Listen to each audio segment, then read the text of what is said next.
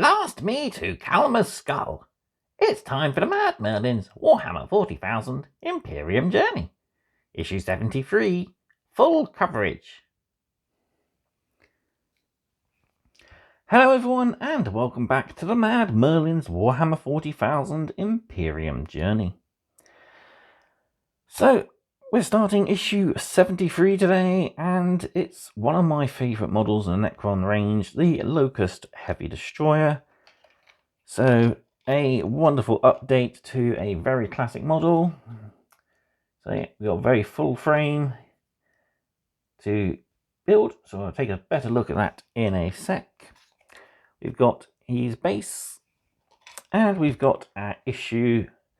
So we've got some nice stuff in here. We've got full build and paint guide, rules for the Lokhust Destroyer, a new fold out section, some more background for characters on the Space Marines, and we've got a little bit of an updated paint guide for our models. So before we get into anything, don't forget to, of course, give this video a little like, subscribe to the channel if you haven't already, as it's the only way you can keep up to date with all my mad content. And of course, don't forget to drop a comment on the video. It helps push the channel, gets it noticed more and more on YouTube. And of course, it helps me create better content. So let's take a dive into issue 73. So we'll look at the frame first, and then we'll take a look through a magazine. Here we are then, up close and personal with our brand new frame. So first off, we've got his base, and it is a nice 65mm round base here with 3 hex holes there. So one's for the large piece of scenery, and the other 2 are for smaller decorative pieces, and you get quite a few optional extras in this, which is cool. Put off on one side. So yeah, here we have the Lokhust Heavy Destroyer. So the original Heavy Destroyer was just a metal upgrade kit for the classic Lokhust Destroyer pattern kit. This one is a lovely update. It ties in nicely to a lot of the new Necron models, and I really hope that they go back and do the regular destroyers to match in with this. So what do we have? We have the main fuselage itself. We've got the engines that help him hover and move. We've got his fused hips into the actual body itself. Got all the rock details. Like I said, you've got a couple of extra spare bits, so you've got the choice. So if you end up with multiples of these, each one can be based a little differently. We've got his 2 guns. We've got the Enigmatic Annihilator, and we also have the Gauze Destructor. So I've already got one built up with the Gauze Destructor. I had originally made it interchangeable, but upon applying the varnish to the model, the varnish has dried and sealed the gun in place. So what I'm going to do is with this one, I'm going to leave all the guns loose until such a time as I'm ready to finish varnishing the model. And once the varnish is nicely dried, I can then apply the weapons and make them interchangeable. Speaking of other changes, we also have 2 optional heads. So we got one there and another down here. I think, yeah, I went for that one on my first one, so I'll probably go for this one on my second. We got his torso and his arms. So the original Lokhust Destroyer only had the 2 arms. One was the gun fused to the side.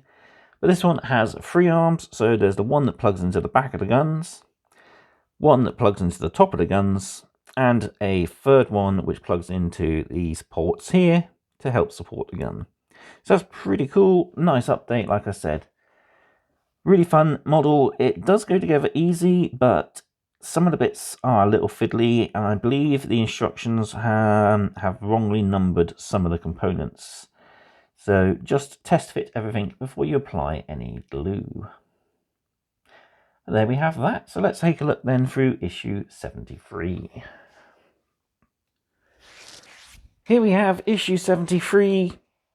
So we've got the fold out section to cover and the rest of the contents of the magazine. So the rest of the contents is we have the data record for our Lokhust Heavy Destroyer. We learn about a couple of new Space Marine heroes, the Sanguinor and Gabriel Seth of the Blood Angels and Blood Angel successors. We learn about the Tau Empire's 5th Sphere expansion. And then, yeah, we got that Rogue Trade, the Blackstone Fortress foldout. Building and painting the Lokhust Heavy Destroyer. What it doesn't mention is that there is an update for a lot of our Space Marines, Adeptus Mechanicus, Necrons, and Battle System models as well at the end of that. Datasheet for the Necron Heavy Destroyer, and we got a Necron counter, although if you've seen my battle report for 72, you will know the Necrons have already pretty much countered and won that last battle. Yeah. So, page G Heavy Support 1 for our Necrons. The Lokhust Heavy Destroyer, Sentient Weapon Platform. Driven only by a burning desire to end organic life, Lokhust Heavy Destroyers are as relentless as they are utterly lethal. Few living foes escape their wrath. So yeah, this is a Destroyer Cult unit that has been affected by a canoptic variant of the Destroyer Curse and has given over their legs to these floating platforms.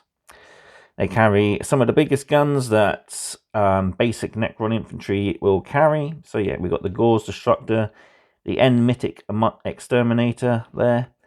So both pretty good weapons. The Exterminator is more focused for shredding through infantry, while the Gauze Destructor will open a new hole in both sides of your tank. So, I've already named this guy. He is Arak the Atomizer. He has extra hardened carapace and is the last survivor of a previous conflict.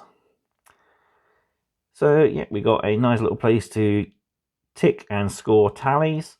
So we write down the number of things we have destroyed in up to 3 games. Nice fun little feature. And then we got our total tally there as well. Moving on then, we got a bit more background information for the various heroes of the Space Marines. And this is another one of my favourites from the Blood Angels. This is the Sanguinor Exemplar of the Host. A mysterious entity of unknown origins, the Sanguinor appears only at the Blood Angels' periods of greatest need. Amongst the Blood Angels, he is a figure of myth and awe. So, there's a couple of theories about who the Sanguinor is. A lot of people believe he is the reincarnation of Sanguinius and appears only when the chapter is in dire need. Others, especially those who serve in the Sanguinary Guard, believe he's the spirit of Askelion, the Order's former leader. But either way, the Inquisition does have a bit of a suspicion about him, because they believe he's dark manifestation and might be demonic. I personally do lean towards the fact that he is the embodiment of Sanguinius's good spirit. And as it mentions here, he has often been seen alongside Commander Dante. And I believe that one day in a battle, both of them will fall, but in doing so, their spirits will unite, and through Dante, Sanguinius will be reborn. So, yeah, that's just my own personal little theory, but it's a fun one, I think. So moving on, we've got Gabriel Seth, Guardian of Rage, wrathful, dour, and savage. Gabriel Seth is distrusted even by many of the Sanguinary Brotherhood's other chapter masters. Yet there is no doubting his effectiveness. So Gabriel Seth is the chapter master of the Flesh Terrorist chapter. He has a whopping great chainsword, which he uses to eviscerate his enemies. And yeah, it's a pretty cool chapter. Nice dark red with some black details on the shoulder pads and the backpacks. And a really, really cool chapter character. Yeah, he's one of the closest chapters to the Blood Angels. I believe he and his chapter was one of the first to respond at the devastation of Baal. And yeah, he is a really good character. Great leader. Yeah. Nice little chapter. So, moving on then, 5th Sphere expansion. So this is a war zone focusing on the Tau Empire and their expansion into the Imperium space. The Tau Empire's 5th Sphere expansion has been in a constant state of conflict since its foundation, assailed by Death Guard, Genocide cults, and the Imperium. So when the Tau Empire expands, it's in a set of spheres. This is their 5th sphere expansion. So yeah, the first enemy contact was the Death Guard. After that, Altarian's sons had gone into conflict against Tau Commander Shosun. And after that, there's dealings with the Genocide cults, and of course various Imperial worlds that the Tau try to draw into their allegiance. So yeah, we got some Cadian troopers here, and we've got the hidden foe of the Genocide cults. And we got a nice guide here to the different types of battle suits that the Tau utilize. So basic infantry is our fire warrior here. We have the stealth suit, the XV-25. We have the standard issue crisis battle suit, the XV-8. Upgrading from that is the 85 enforcer battle suit, usually used by commanders. Then we got the XV-88, the broadside, which carries big guns. It's basically like the Lokhust Heavy Destroyer version, but Tau. And then we have the Riptide, the largest basic battle suit available to Tau pilots, outside of super heavy variants exclusive to Forge World. So moving on, we've got our build guide. So pretty straightforward, really. Push 2 halves of the body together, trapping the tail. Then we attach the hips and the loin guard there. I believe this is where the components are wrong. I think it's the other way around these go. I'm not too sure. I know I had trouble when I built my last one, so I'll have to have a look through, see. I'll be test fitting everything before I glue it in anyway. But yeah, we glue in the supports for the vents, and then they get attached to the actual side of the main chassis there. Attaching the armor panels, and then we're doing the body. So we push the 2 front arms into the back of the body, spine and armor plating onto the actual back rear torso there. Then that gets sandwiched between the front torso on top of the spine there. Then we've got the choice of 2 heads, and that leaves our main body. All what's left to do then is build our guns. So what I did for mine was I didn't glue this bit in, so just leave that to pull out and glue it in here, but leave it loose. So what I did was I put a little bit of glue just at the end, trying to keep it as far away from the ball joint as possible, and then sandwich the 2 halves of the gun together. What I also did was there is a little, I don't know if I can see it on the frame here. Yes. On the inside of this arm, we've got a couple of divots, and on the insides of the guns, there's these little raised lumps. What I did was I shaved these off, and that allowed that arm to freely slot in and out. Same is said for the top support arm. What I did was I just didn't glue it in. You can easily slot it in and out. And the same applies for this one. It's just a peg push fit connection. So again, don't apply any glue, and you can easily swap between your 2 guns. But yeah, build guide shows the this one, my tongue decides to go on holiday. Mnatic Annihilator, but you also have the Gauze Destructor. This will come in very handy when the Space Marines get their Dreadnought. Focusing on the paint guides next, we have base coating with Runelord Brass, if you're following along with the Zarek dynasty. Picking out the gun casings, joints in the armour, and the spine with Abaddon Black. Picking out silver details around the gun, the armour panels, and the cables. Personally, I'd have done that black as like a soft rubber type material. Then we're doing Cryptic Armour Shade Gloss on the armour panels, Nuln Oil on all the silver panels, Dawnstone highlighting our black, Stormhost Silver highlighting our brass and our metal. Then we're picking out the whites for all the guns and the energy orbs on the back there, before applying Tesseract Glow and a highlighter white scar. And that's pretty much it. There's not a lot of detail to do on this guy. I'll bring mine in. I have done mine on my Saltec Dynasty colour scheme. But as I mentioned in my unboxing video for the next delivery, the varnish has gone a little funny in places. I'm going to have to reapply the base paints on this. But yeah, he's really cool. He did snap off here, so I've had to pin him down.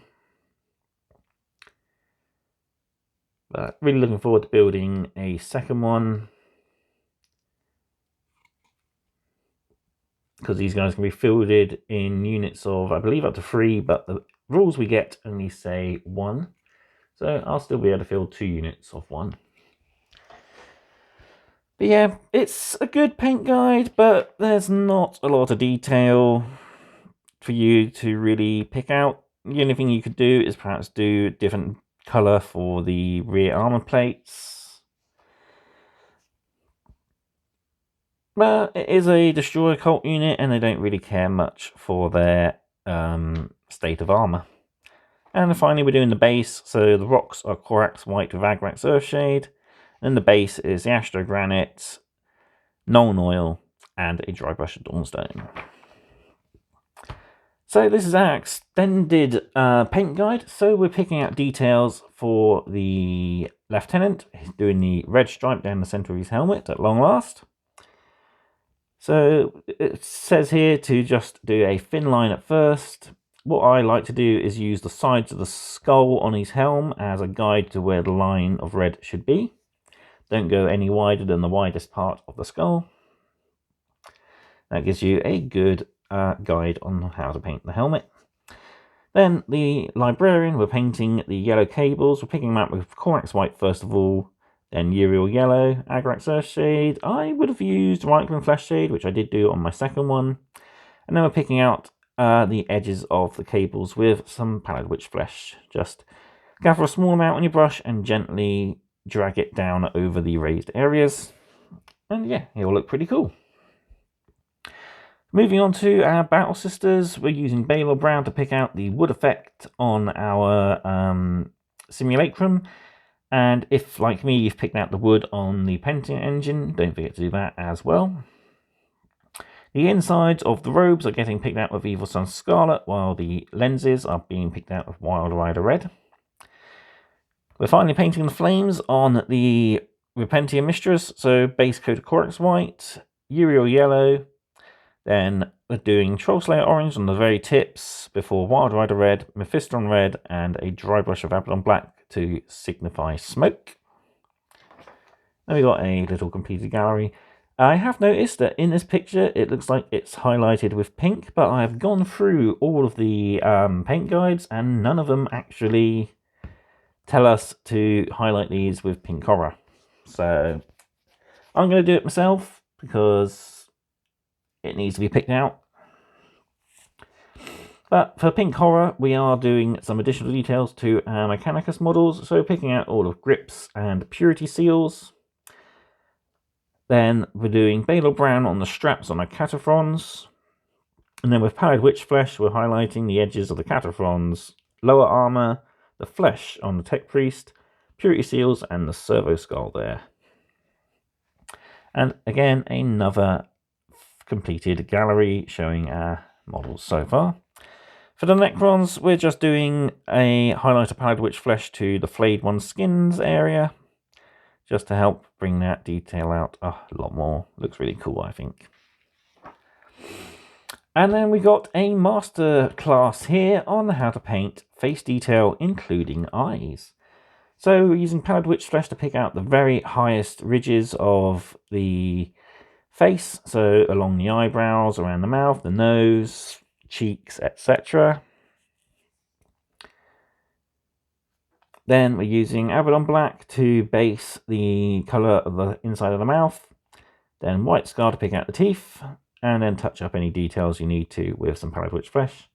For the eyes, we are first putting down a base coat of Abaddon Black, leaving a little bit of Abaddon Black around the outside. We're putting powdered witch flesh next over the eyes, and then finally a dot of Abaddon Black for the pupil.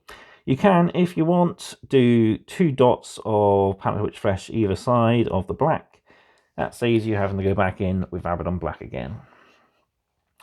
But we want to apply this to all our models with bare heads, so that's our Battle Sisters, our Space Marines. Yeah. Really cool, really nice, helpful tutorial. So yeah, definitely a good time to update all your models. So we've got our data record here, battle sheet, even not data record, battle sheet for our Lokhust Heavy Destroyer. So as I said, it's a single unit. The full codex datasheet does say you can take 1 to 3.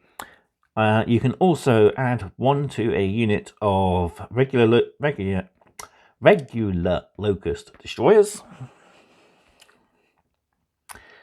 So yeah, movement 8, so pretty basic for most of the Destroyer cult stuff. Weapon skill, ballistic skill 3s. Strength 4, toughness 5, because he's got the bigger body. 4 wounds, 2 attacks, 10 leadership, and a 3+ save. So the Enigmatic Exterminator is a heavy 3d3, strength 7 -1, 1 damage, and blast. So yeah, hitting the opponent's large units are going to do a lot of damage. Then the Gauze Destructor is a single shot, heavy 1, strength 10, -4, but is 3d3 for the damage. So yeah, you can take it comes with the Gauze Destructor standard, but you can replace it for the Enigmatic Exterminator. So basic Necron rules as well. We also have the Repulsor platform, so models in this unit do not suffer the penalty to hit rolls incurred by firing heavy weapons in the same turn in which they moved, so that makes him really maneuverable and deadly at the same time. And he'll get the hardwired for destruction, so re-rolling hit rolls of 1. He also has the fly keyword, so that means he can ignore intervening models and terrain when moving, so that's pretty cool. And we've got details here about the anti-tank and the blast, and a tutorial on the reverse. So he is a Destroyer cult, so that means he gets affected by the aura abilities of the Scorpic Lord and the Plasma Sight. And we got a tutorial for the Repulsor platform, so it shows that you can move and fire at full effect. So yeah, heavy D3, or 3d3, so as it's firing a unit of 10, you're going to always get a 3 regardless. So yeah, maximize your shots. So we got our mission. We will look at that in the battle reports video, but it's pretty cool. It's another big 75 power. So take a look then quickly at our next issues. So we've got the Fire Strike Server Turret next, and then the Heliotrope Reactor. We've got a couple of pages on demons, so Khorne and Nurgle. 2 alternate paint schemes to paint our reactor. I personally will probably just paint mine the same as the first one. Weren't too keen on the 2 they showed us, but the Fire Strike Server Turret is definitely going to be a nice new unit to add to our Space Marines. Right, let's take a look at our fold-out page. So this is the Journey to the Blackstone Fortress, a personal logbook of Velda Keren, first officer of our rogue trader. So it details an Inquisitor meeting with Janice Drake, another rogue trader. They got Von Hart herself there, looking all piratey.